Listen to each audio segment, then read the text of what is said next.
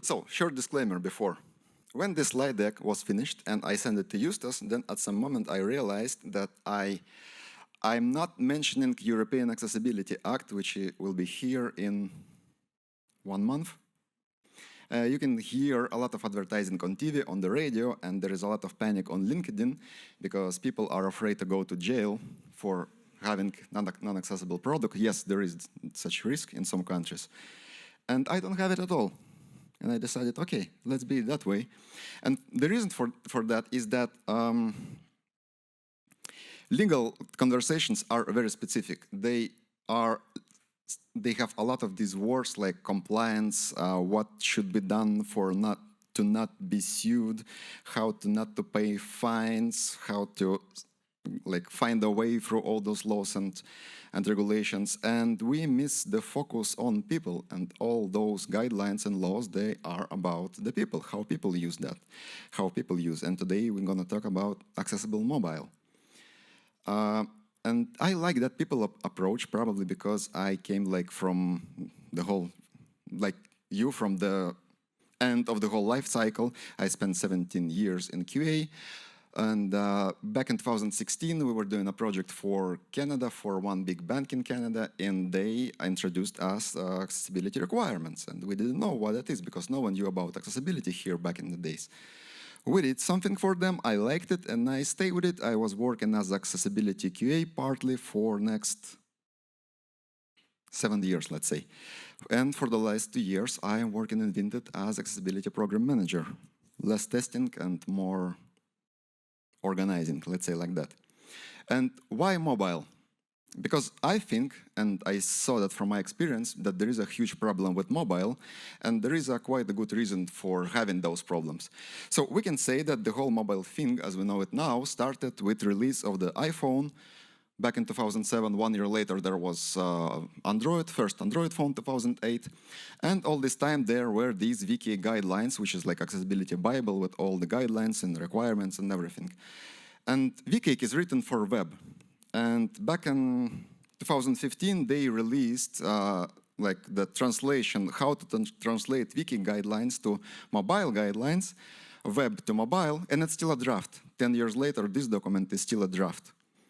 They tried to release a couple of more documents which were better, and in 2018, they released the whole new version of Wiki 2.1, which had 1 or 2 paragraphs about mobile. And then in 2023, Wiki 2.2 was released, which we can call it major mobile update. To my surprise, it didn't help much for developers. When you register a bug, very often you put here, this is the guideline, this is why it is a problem, here are instructions that you can follow. But Vinted, for example, is heavy on mobile. And apparently, back in the days, you can find every developer would start their trying to program something with HTML. It was like one of the basic ways to start doing something. And that's not the case anymore. These days, you can find a wonderful, skilled mobile developer who knows only one mobile native language, for example, Swift. You gave them VCake, which is heavy on HTML terminology, and he goes, I have no idea what's written here. Because all the things are even called differently in mobile native technologies, and that's the problem. So what do you have to read to be more skilled about mobile accessibility? First part is the most boring one is legislative documentation. We have European Accessibility Act, which also has some separate standards, which are most probably copied from WCAG, but okay. We have ADA, we have section 508, we have all other things. Then, usually in the appendix of all these legislations and laws, they are mentioning that there is such thing as WCAG, so if you want to know how to do it, let's go and check WCAG. But at some moment, I realized that there is the whole bunch of wonderful accessibility mobile-related documentation, which is completely unnoticed. So you can spend many, many years in accessibility domain, and you might even not hear that these marked red underlined things exist. First of all, there is a wonderful thing called mCake, which is officially non-existing, but it's a kind of private project by the company Evinced, which tried to release mobile guidelines in the same way as Wiki, just they wrote them for mobile native languages. Then some companies are releasing their internal guidelines as BBC or Swedish Funka. Then we have the whole technical documentation, which is not actually technical. If you go to Apple developer, for example, they have a huge design section, which is written in very human-friendly language. Despite the word developer, they describe a lot of very basic accessibility things, very like user-oriented. Now, I think many of you saw this picture. It's this. Let's call it flash mob. It started with Microsoft's design kit, and then all other companies also started to create these things, which basically explaining why we need accessibility, that it's not illegal, and I also don't like when accessibility is heavily mentioned as something that related to disabilities, because that loss of ability can be, as you can see here, it can be situational, it can be temporary, and one person might not have an arm, and another case you will try to do something when your one of the arms, let's say, is just broken or occupied with something else. While this picture, and they brought a lot of understanding to the people with these simple graphics, it created one thing which is dangerous in accessibility. It created personas. You know personas things. There are personas in design, then personas in testing. When I say like there is a, let's say I imagine my user, this is the user, I don't know, 30 years old, can do that, works there, and let's try to test or let's try to design something as this person would do. This approach doesn't work in accessibility, or works, but it's quite dangerous, and we learned it the very hard way. Or I learned it. This is the copy from our screener in Vinted. This is the document that we sent to HR agency when we wanted to do UX session with people with disabilities, especially people who are blind or very low vision, and who are using screen reader. The problem was that all this stuff we described with only one selection. There's on the bottom, you can see that person should use that they use a screen reader. So we have 7 people. The first session starts. I'm waiting, I'm panicking a little bit because this is my first UX session that I'm driving. I have all the script that I was written for like 1 week probably. Then the person turns in, camera turns on, and there is a guy who is sitting and looking straight at me. I'm looking at him. I'm starting to sweat because, and I do like this. After 10 seconds of silence, I do like this. 10 centimeters to the side, and I see that his eyes are following my head. I'm still silent, I'm still panicking. I was like, damn, he sees me. He's screen reader user, but he is looking straight at me. Then we started to chat. I asked him what he's doing for life, kids, family, and so on and so on. I'm still panicking, but I'm trying to do something with him. Then said, okay, let's try to start Vinted Marketplace app because you are familiar with that. Yeah, he started it, he's sharing the screen. I'm panicking even more. I'm asking, will you turn on the screen reader? He said, no, why? Why do you ask? Jesus Christ, I'm like living this thing again now. I said, okay, I don't know how to say it politely, but here I have a document from the company that hired you, and it's written there that you are a screen reader user. So I was expecting that your vision is so low that basically you will use screen reader for the navigating through the app. And he says, oh, what's the problem with you? No, he says, I can see with my left eye. And now it's morning. I slept well, and I can see with my eye pretty well. So in the evening, when I will be tired, I will turn on screen reader because that's when I don't use my eye because I just don't want, because I'm tired in the evening. And now it's morning. It was like 8 a.m. in France. He was from France. So, okay, that's the idea.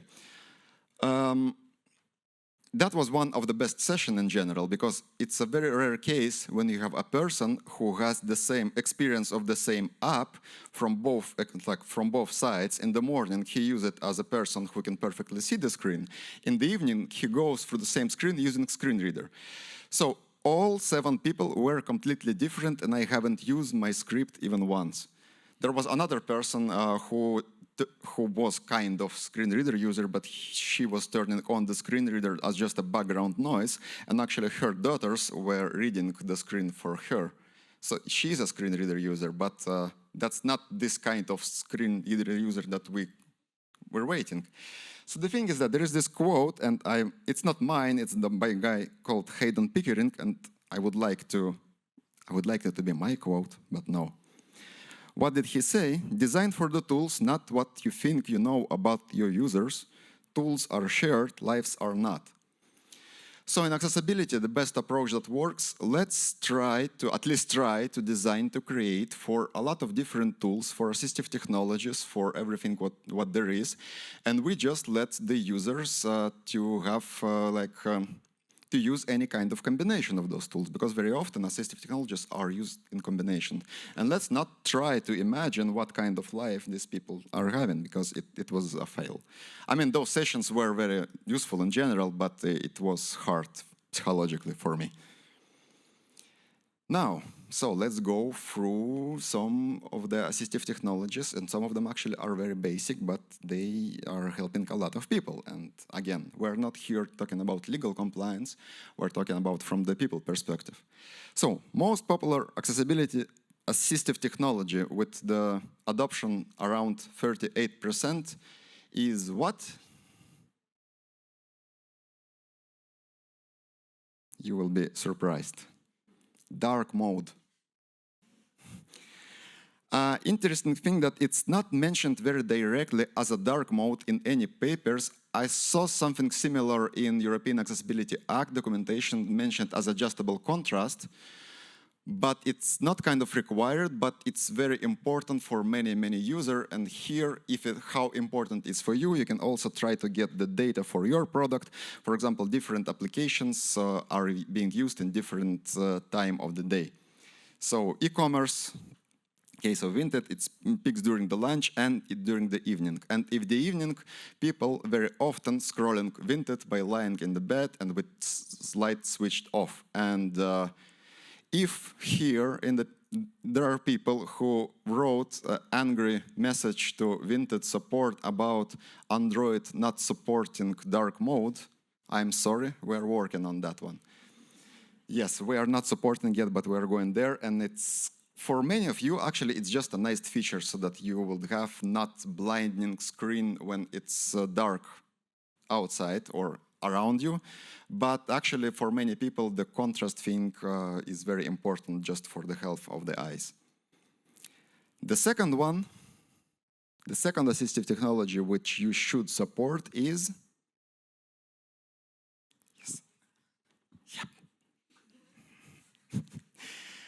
in every mobile phone, there is a feature where you can change the size of the font. And again, some time ago, we were not supporting that. On iPhone, we do now.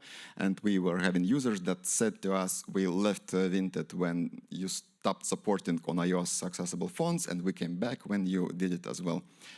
You turn it back. So nice thing, from the testing perspective, there will be a case when it's very clear that it is a problem. When you have two lines of text which are like squashing object which is between them, it's kind of straightforward.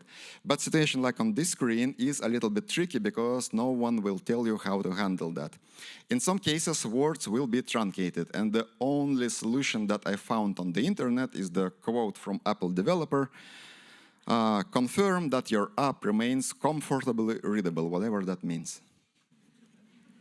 Basically, you have three options here. Either truncate the text, or change the size of the container, like change the button, or there was a third option.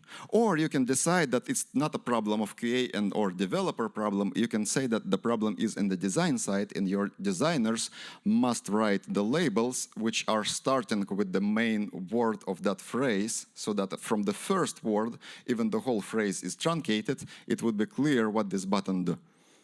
It's also approach. It's actually, it's much harder to do in Vinted because we support 18 languages. And in not every language, it's possible to construct the phrase so that the first word would be the main word of the phrase. So here, it's accessibility linguistic, it's another, let's don't go there. What else do we have? Of course, magnification and contrast. If a person has a vision which is weaker than a certain number, then some people might use the huge magnification. What is interesting that usually it's very frustrating for designers, because designer might be very happy about the whole interface, how objects are placed, what color are used, but in reality such person will see maybe just a few letters at one time. The main problem that might be here, if you don't stack related objects close for each other. In that case, if you have, let's go back. If the bottom browse would be somewhere on the bottom, then if user navigates by this, it would be nearly impossible to find where is that button, because you can see only a small portion of the screen at one time. Also, there is a very interesting thing about contrast. There is a huge misconception about the contrast, that we need to have this ratio only for people who don't see certain colors. It's not true. Contrast is good for everyone.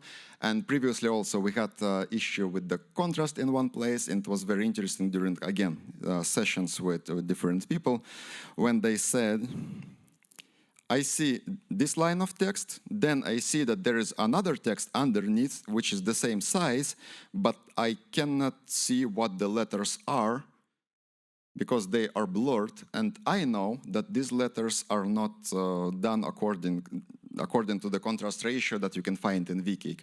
So it's very interesting when those theoretical numbers can connect with the real users, how really it affects. So people really don't see text which doesn't fall to the accepted contrast. I don't remember the exact ratio now, 4.5 to 1 or something like that. It's in Wcake.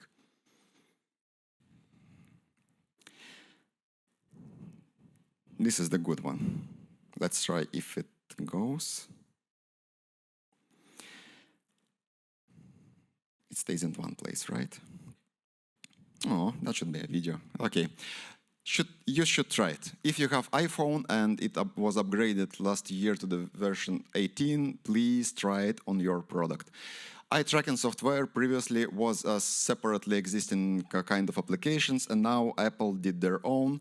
It's on every iPhone. You can use it. Your navigation with your fingers does not.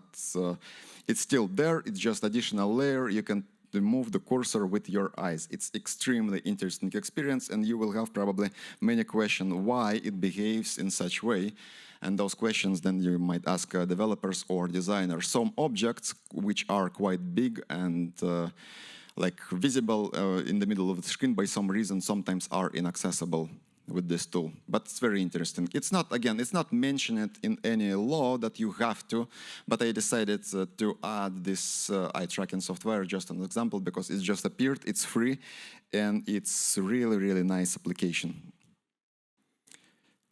And there is a video when I'm trying to log off and I can't because it's very hard to have the focus in one place, because apparently our eyes are constantly moving. They're not standing in one place, so it's impossible to just look at one point very precisely. Now, there is the whole family of different assistive technologies like braille, keyboards, switch devices. There is a voice control in every phone. And usually it's nice that if you could have the whole lab, like the whole table filled with this kind of devices, but usually in QA we prioritize, we don't have the possibility to do everything every time. So if you need to prioritize, then there is only one assistive technology that you should choose. And it was mentioned many times. It's a screen reader. I want to emphasize really this part. It doesn't mean that we are that we care about blind people more than other people. It's just screen reader works in such way that it covers a lot of other assistive technologies if you know how to use it.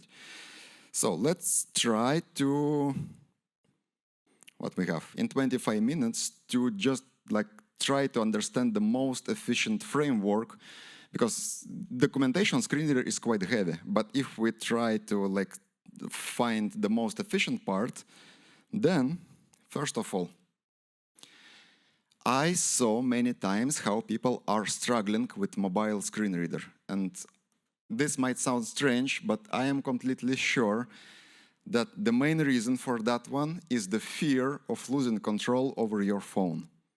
That's the only reason, because there are 2 hacks which I made with 30 people maybe, and it works. People start to love screen reader. First of all, you must have the ability to quickly turn it on and turn it off. When a person wants to turn on screen reader and tries to go to the settings and nothing works in the same way as it was because the whole navigation thing changes, then people start to panic.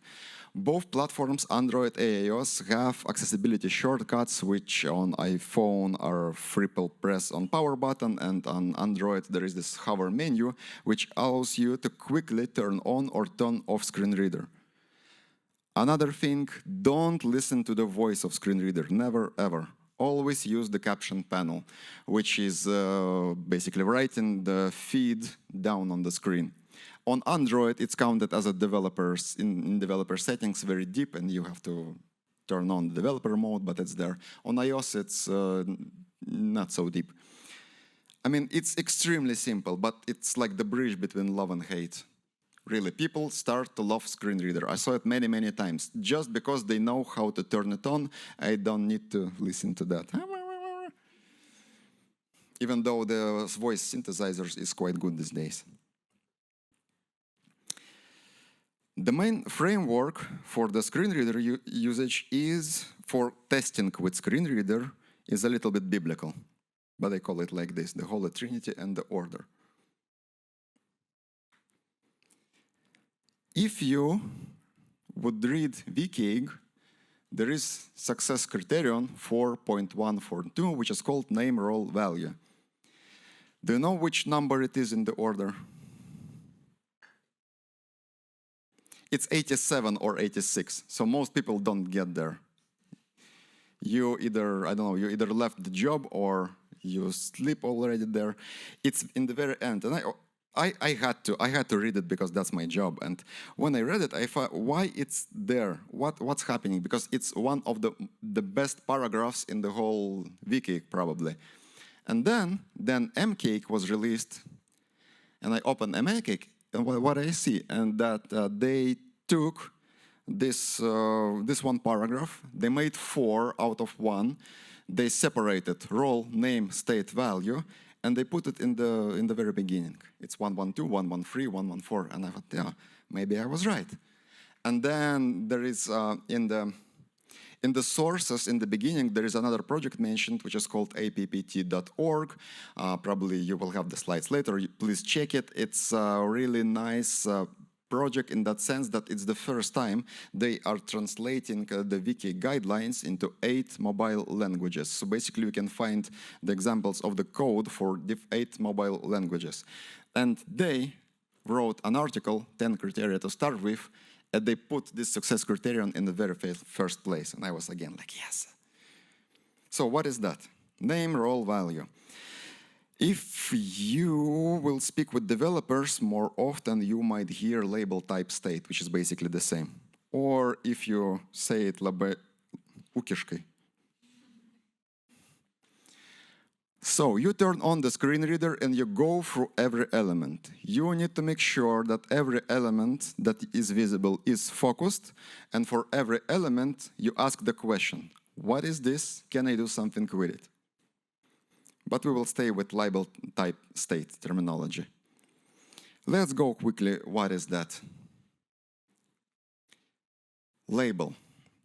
Label is basically a text. So native label, the text which is already exists, which is visible. So if you have here Apple type C to C latest, that's basically will be text which will be labeled to itself. So nothing to have here. Both links, which actually are flat buttons by the way, they also will have this natural label that they have. or the button, make an offer, buy now. These are native labels which are already there, and screen reader will announce them. In some cases, you won't have a native label. For example, clickable icons, the one as the favorite button, is just an icon. It doesn't have any text naturally. And if you don't do anything, screen reader will say unlabeled button. Unlabeled button, it's like a red carpet directly to the court in the United States.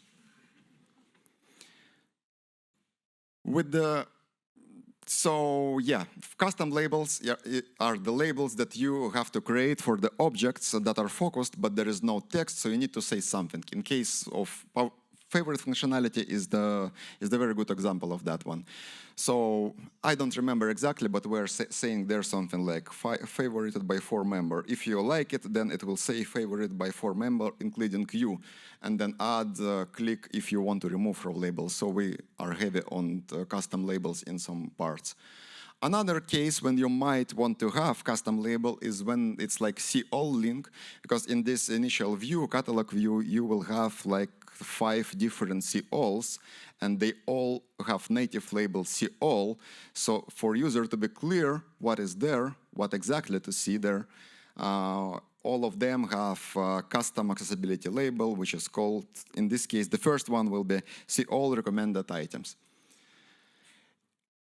These two, the example with the favorite functionality is more important than the custom label of see all, because see all will have already native label, it's just not very explanatory. But cases like clickable icons are extremely important. That's it on the labels. It's very simple. Label basically is a text. Either it's presented visually or you have to write it in the code. That's it. Role. The second one from the Trinity. There is only one role, or I think so, which has no actions, and it's heading. So in that case, you have a title of this view, which is sell an item. It's a text who has label sell an item, so text labels itself, and it will be a heading. It's important to have a heading in mobile. It's not the same level of importance as in web, because in mobile, most of technologies, there are no heading levels, there are just headings. But it's more important the second part. You need to know if you are able to do something with the object under focus. If it's clickable, if it's a button, is a link, if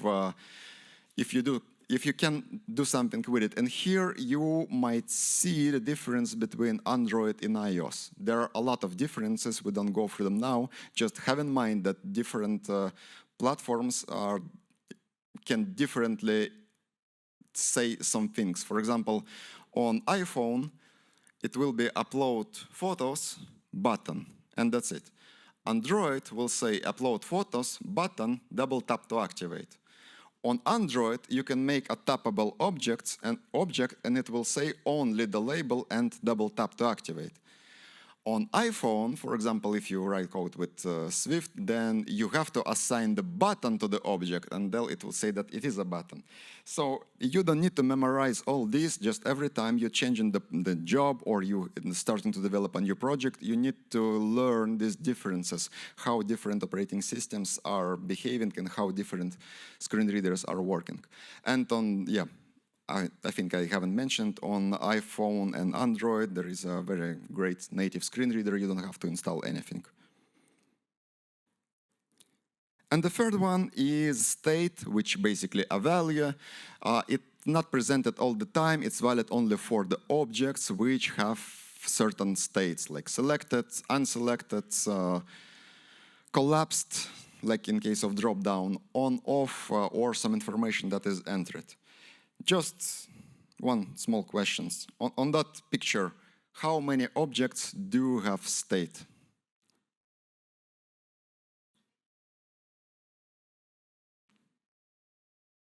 I hear 7. Even more? 11?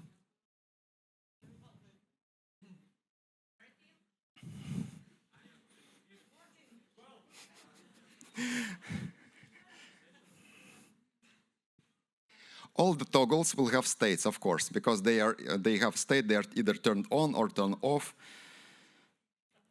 Then you have a small drop-down with have pre-selected value, which is up to 2 notifications. We can, in testing framework, we can count it as a state because the value is selected there. It's tricky. Inbox, that's the most interesting part. If you use Vinted, you know that this red circle means that you have a message there. So basically, it must say, according to the guidelines and all to the laws, inbox, let's say button, and then you have to create a custom label, which in testing framework will be counted as a state because your inbox has unread messages. So if there is a difference between name role value in the testing framework and name role value as the developers define it, because the message that you have some unread messages in the inbox technically will go as a custom label, but from the testing perspective, it's the state of the inbox that you should have in mind, that you need to announce to the user that there are some messages. Isn't it too heavy for the last session, no? Now, as I said, the screen reader is kind of umbrella technology. I just want to show a couple of examples how it's related to voice control, which is also a nice feature, and you can use it. Voice control is also pre-installed in every phone, and there are two options. Either it's grid. Grid is accessible all the time. It's basically, you see what it creates these squares, and if you want to click somewhere, you say, let's say 29, and then either it will press on the button start earning, or it will create new small squares and ask you which exactly do you want to tap. But sometimes it's getting more tricky. Here we have a bug. We have buyer protection fee, and next to the buyer protection fee there is a small tappable icon, which is informational icon, which was at the time unlabeled. So with a screen reader, it's a bug because you see unlabeled button, that's bad. We need to create custom label for that one. If you would test the same screen with voice control, on Android, you would not see that there is a bug because Android, you can see the number 7, it's without the dark mode. Android is searching for the tappable action of the object. It doesn't care if there is a label. On Android, the same unlabeled button is available through voice control. iPhone, the word buyer comes from this text, so iPhone doesn't see this button because on iPhone, the voice control searches for the label, not for the tappability action. Yeah, it's interesting. You would not find this bug if you would check Android only. You would find this bug if you would check voice control on iPhone. But in both cases, if you use a screen reader, you will cover this functionality for voice control because screen reader in both cases says unlabeled button. Another case, here in the middle, we have this thing when you can select bump the item. And in the middle, you have, what is that, iPhone. And screen reader is focused on the first 3-day local bump Lithuania only. And on the bottom of the screen, you can see the screen reader feed, which is saying selection item, 3-day local bump Lithuania only selected. It kind of falls under the definition of label type state because there is a label 3-day local bump Lithuania only, there is a type selection item, and there is a state selected. Kind of okay. But as I said, this framework is called, there is a word order, Holy Trinity and the order. So you should be mindful about the order. In most of the cases, every screen reader on mobile will say the label first. Just like submit button, let's say like that. You can change it in the configuration of the phone, but in most cases it will go like that. There are certain objects that in your project you have to find, you have to learn where the focus order, the announcement order differs from the classical one. In that case, we see that selection item is the type, then we have a long label, and then we have state selected. It's kind of looking okay, but if you turn on the voice control, which is the third screen, you will see that all 4 elements have the label selection. Selection, selection, selection, selection. The last one, the third one. So user have the same labels for everything and might be a little bit lost. So that's one of the very rare case which again, there is no sense to know it in general in theory, you need to apply it to your product, but in some cases the order must be label type state, because otherwise the screen reader will work fine, but for the voice control there will be this strange thing when all the objects on the screen are labeled all the same time, like section, section, section, section.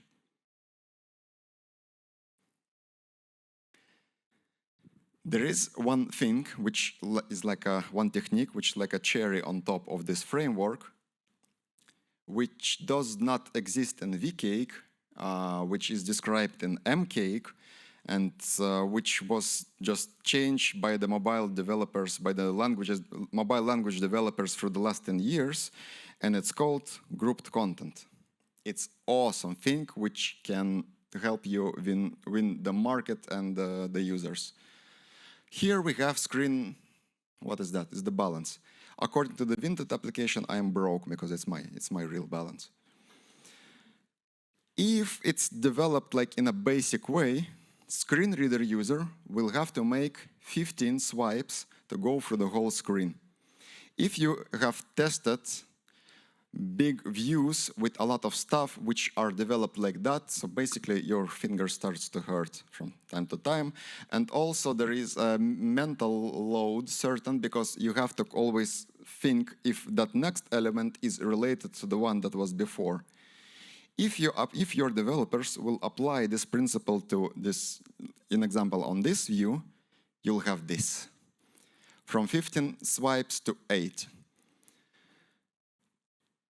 So the rule says, I don't remember the exact quote, but it's very simple. It basically says that logically related object should be combined, focused as one and read as one.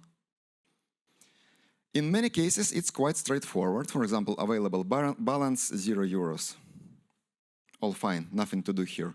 But on the top, there is this line when you have a pending balance, €0, and informational icon.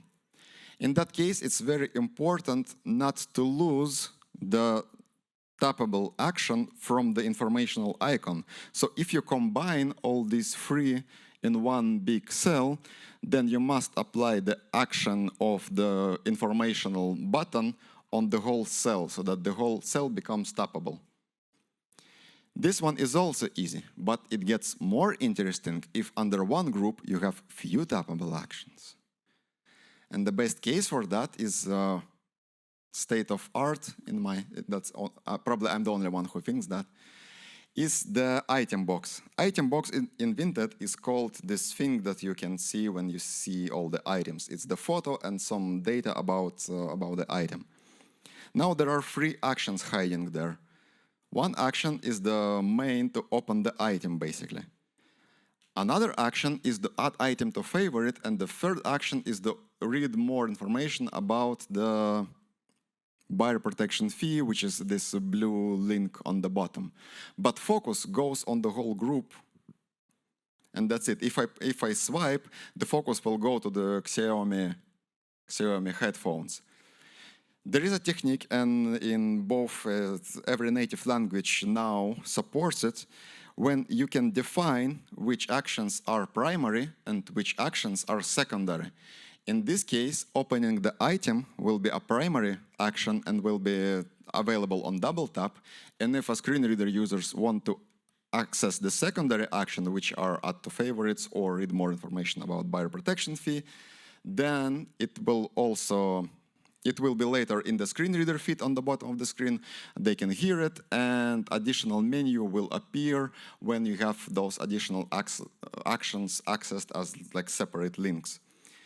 So in that case, you can make the navigation for every page much quicker, but it's very important not to lose all those actions that are inside the groups. But if you do it correctly, it's awesome.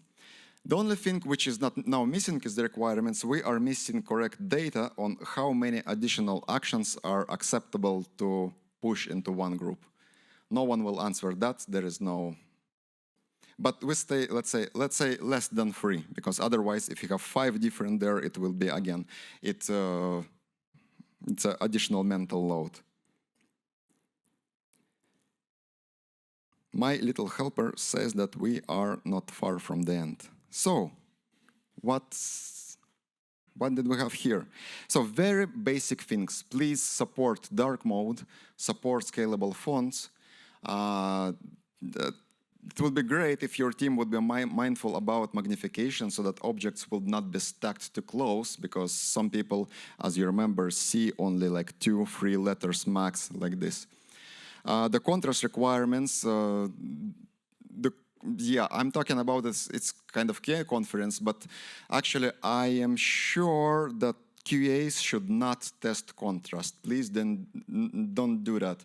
If you have like, if there is some product which is being created, the whole color palette with everything with acceptable colors combinations, it should be created one time in the very beginning, and it should be stable during everything. Maybe if there is some kind of project like facelift, then maybe you will have to test the contrast, but in general, it's the job that should be done once in the design department on design system. It should be never tested afterward, because it's quite boring actually to go with that small thing and checking colors here and here. It's the job that should be done in the design once and forever. Screen reader. Not the only tech, not probably the most important one, but if you know how to use it, you will just cover all other assistive technologies. I call it umbrella tech. If you need to prioritize, forget about other tools, use screen reader. Quick setup. You should be able to quickly turn it on, turn it off. That's, I don't know, it sounds so simple, but it's extremely important. And use text over sound. Not for your convenience, but also for the bugs reporting. It's easier for developers to check the bug when there is a photo of the text of which was announced rather than video, and they have to start it and to listen what is the saying there. The main framework, label, type, state, the Holy Trinity, and be mindful about the order, that there are cases when the order is important and there are cases when the order might be violated a little bit.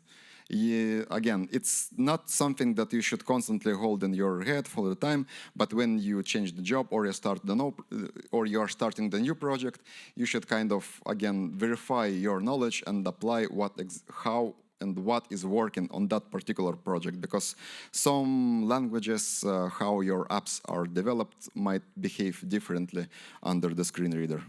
You just learn it every time you start something new. Content groups are not described in the laws, but they are awesome. Your app might be legally accessible, compliant, but users will hate it if you force them to have too many swipes, like letter by letter, word by word. Please do group content. Just remember not to lose the actions that are inside the content. And we are on time. Thank you.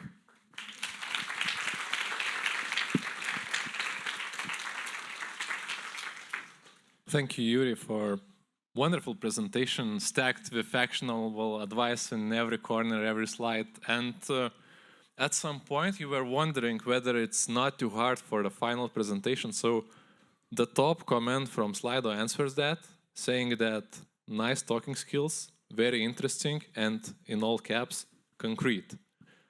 Deserves a keynote. So compliments to you. Thank you. And maybe we still have time to address several questions.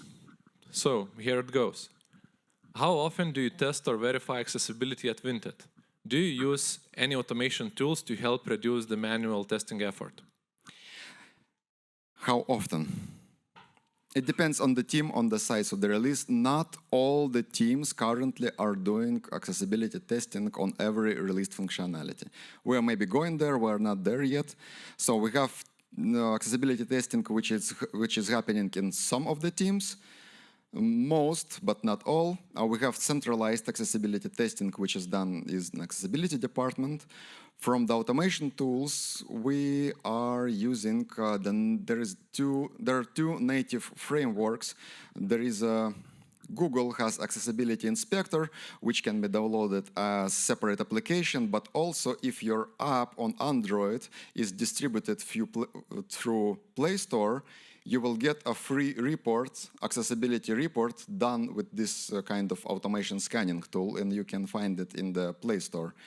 On the Mac, for the iPhone, iOS development, there is an accessibility inspector in the Xcode, which are used mostly by developers, not by testers, but actually testers have it described in documentation and might use it if they want.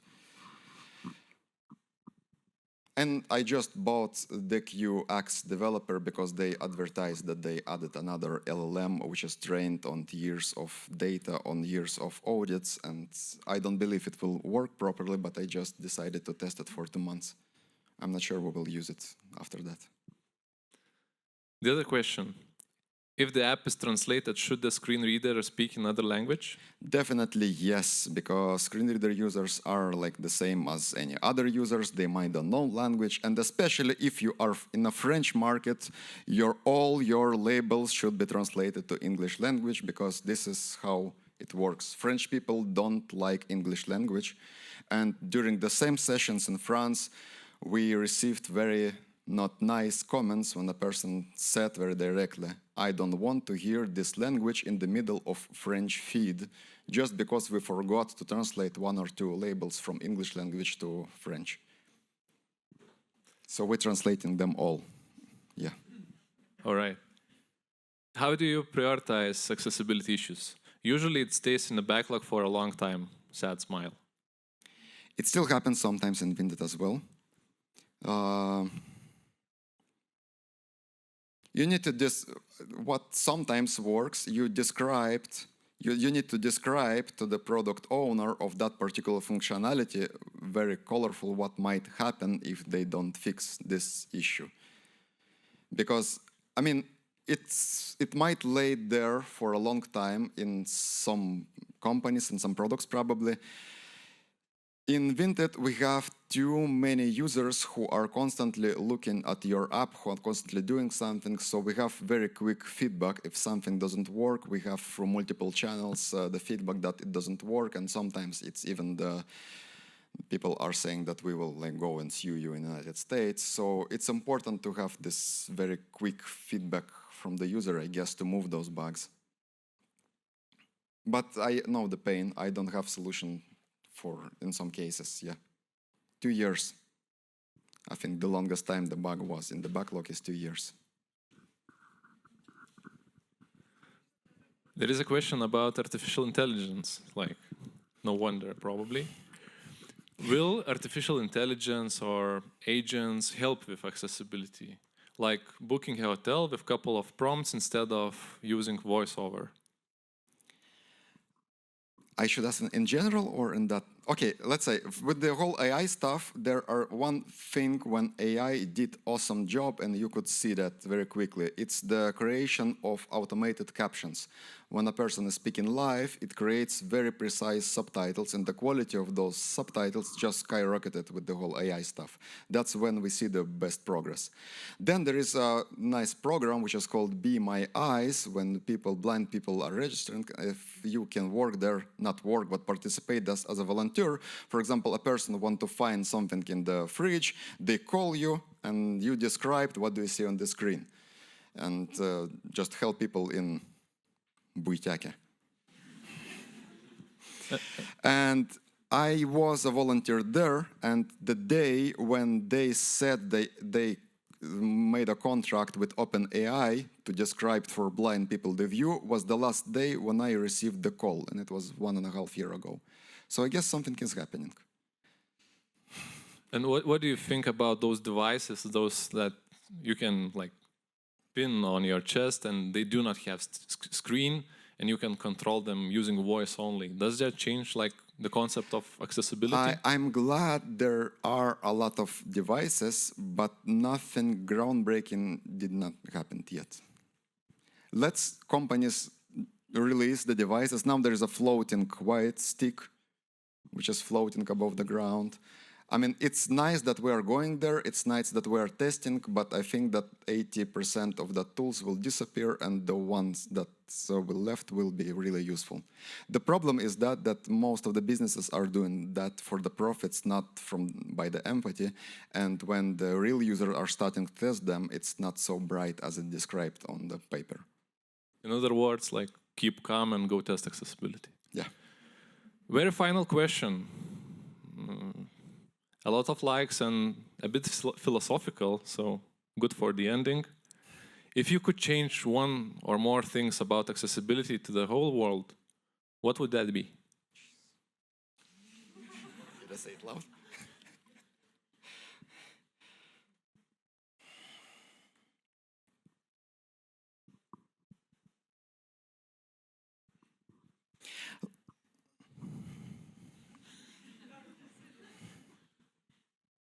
Is one there like it's difficult to choose because it's too many, or? I can say that I was, when I, at some point I was reading all the history about accessibility, what was done in different societies, and the thing that struck me most is that in the United States, a person who is both deaf and blind could have get the higher education back in the middle of the 19th century. I would like to see more of such kind of progress. I still don't understand now with all the technology how it's possible, but being blind and deaf, you could have a job and a full education almost 200 years ago, and I don't see it now anywhere. So we did the wrong turn somewhere. I would like to see more of such kind of progress. Like we need education for everyone, maybe that's. We need to get history and traverse that comment, probably. Yeah. All right, thank you. Thank you, Jurij, very much.